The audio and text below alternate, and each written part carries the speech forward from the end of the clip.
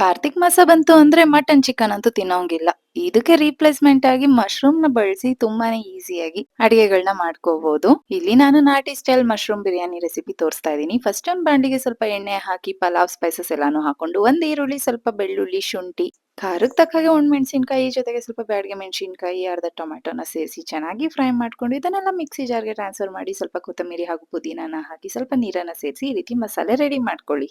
ಕುಕ್ಕರ್‌ಗೆ ಸ್ವಲ್ಪ ಎಣ್ಣೆ, ತುಪ್ಪ, ಕಟ್ ಮಾಡಿರೋಂತಹ ಈರುಳ್ಳಿ, ಟೊಮ್ಯಾಟೊ ಎಲ್ಲಾನು ಹಾಕಿ ಚೆನ್ನಾಗಿ ಫ್ರೈ ಮಾಡ್ಕೊಂಡಿದ್ ನಂತರ, ರುಬ್ಬಿರೋಂತಹ ಮಸಾಲೆನ ಕೂಡ ಸೇರಿಸಿ ಮಸಾಲೆ ಚೆನ್ನಾಗಿ ಫ್ರೈ ಮಾಡ್ಕೊಂಡು ಎಣ್ಣೆ ಬಿಟ್ಕೊಂಡಿದ್ ನಂತರ, ಕ್ಲೀನ್ ಮಾಡಿ ತೊಳೆದಿರೋಂತಹ ಮಶ್ರೂಮ್ ಜೊತೆಗೆ ಒಂದು ಕ್ಯಾಪ್ಸಿಕಮ್‌ನ ಕೂಡ ಸೇರಿಸಿ ಚೆನ್ನಾಗಿ ಫ್ರೈ ಮಾಡ್ಕೊಳ್ಳಿ. ನಂತರ ಅಕ್ಕಿ 2ರಷ್ಟು ನೀರನ್ನ ಸೇರಿಸಿ, ತೊಳೆದಿರೋಂತಹ ಅಕ್ಕಿ, ಉಪ್ಪು ಎಲ್ಲಾನು ಹಾಕಿ ಚೆನ್ನಾಗಿ ಮಿಕ್ಸ್ ಮಾಡ್ಕೊಂಡು 2 ವಿಷಲ್ ಕೂಗಿಸ್ಕೊಂಡ್ರೆ, ಯಾವ ನಾನ್ ವೆಜ್ ಬಿರಿಯಾನಿಗೂ ಕಮ್ಮಿ ಇಲ್ದೇ ಇರೋಂತಹ ಸೂಪರ್ ಟೇಸ್ಟಿ ನಾಟಿ ಸ್ಟೈಲ್ ಮಶ್ರೂಮ್ ಬಿರಿಯಾನಿ ರೆಡಿ ಆಗಿರುತ್ತೆ.